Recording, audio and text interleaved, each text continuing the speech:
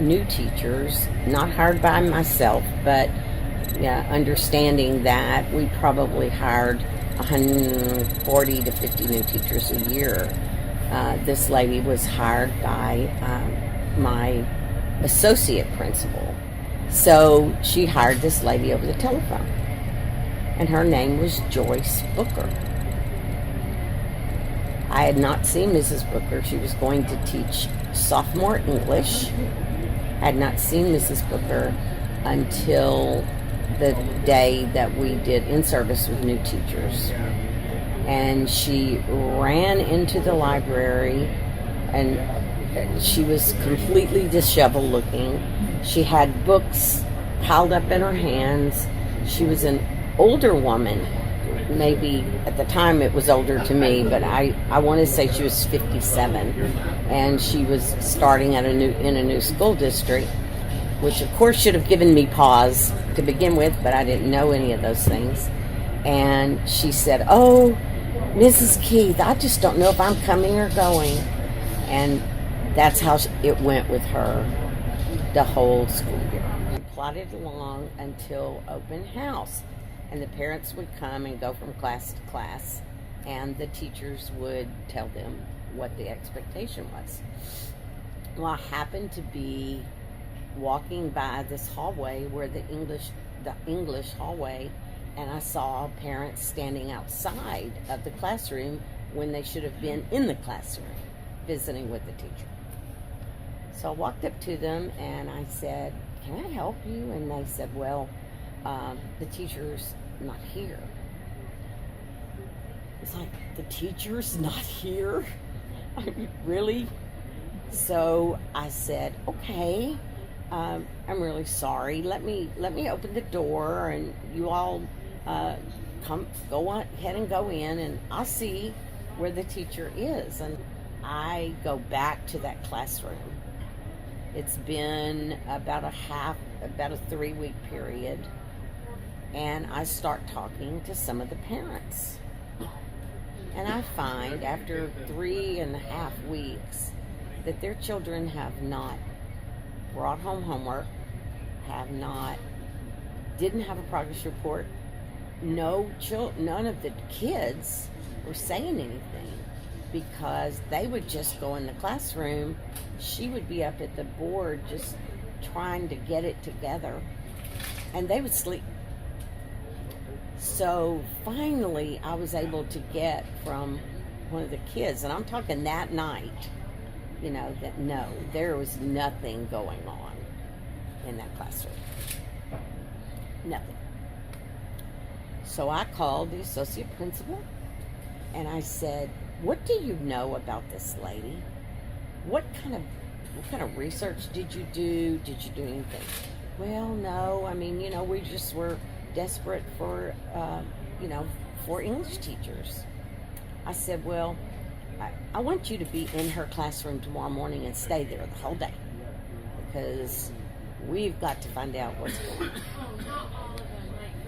So I called back to her home, and I said, "You tell Mrs. Booker to not only be in my office at 7 tomorrow morning, but come with her grade book, because I need to see what's going on." But she didn't come the next day, or the next. So on Friday, she finally showed up. But before Friday, I had learned that she had not taught one thing. Nothing. And this was not the kind of school where you could get by with this. Now, I called Human Resources, and I told them, "I have a teacher that I clearly cannot remediate. It's not that she's a first-year teacher and she has these issues. We're talking about a veteran teacher that no one really, dotted their I's, crossed their T's, and she is not going to be able to stay in that classroom." And he said, "Well, I don't have any other teacher units." And I said, "Well," and of course, that's meant to scare you. And I said, well, I promise you this. If you do not give me the teacher unit to get this lady out of the classroom, we will have, how many sophomores? Maybe 40 parents 150 parents at the administration building when they finally figure out that this lady's not teaching anything. I said, I will not allow her to go back in the classroom, period. So, do you want me to put a sub in there? And he says, well, don't take the moral high ground with me. And I said, I'm not. I'm trying to keep us out of a lawsuit. So he did finally say we could have a teacher unit. So when she showed up on Monday, I asked for her grade book, where in that amount of time she had then put in grades of 100, 100, 100, I mean, she didn't teach anything, so there was nothing to grade. And I told her, I said, Mrs. Booker, you will not be teaching English any longer. And she said, you can't do that. And I said, yes, ma'am, I can. I said, because I have now documentation that you have not been teaching anything. Well, I haven't been given, the training, and I haven't been given the books, and I haven't been given the opportunities. And I said, ma'am, you've been teaching for 27 years. I said, you're a veteran teacher. Why didn't you come to me and tell me that, you didn't have all these resources, or that the children were, running rampant on you? And, well, I mean, I was just giving myself time, and I said, well, there is no more time.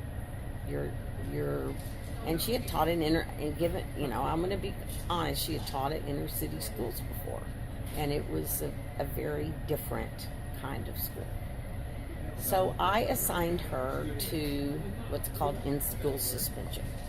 So she was a teacher with students who came in, and she helped them in all grades, and she was very angry. So of course what she started doing was missing school. She would come 3 days and not 2, the next 2.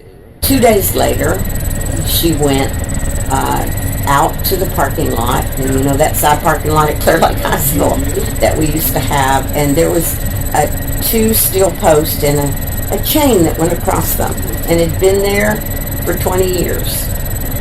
But she tripped over it. We had to call an ambulance. She broke her ankle, and she went on workman's comp for the rest of the year. So there was no more Mrs. Booker. Until she called me and asked me if I would give her a positive letter of recommendation. And I told her no, that I would not give her a positive letter of recommendation. Whereby then I was called again by the Director of Human Resources, and he said, you must give her a positive letter of recommendation because she was allowed to resign. I said, that was your decision, not mine, and if you want to give her a letter of recommendation, go ahead. But it's not going to be on me whenever that teacher, who is too old and too ineffective, goes to another school and messes up other kids.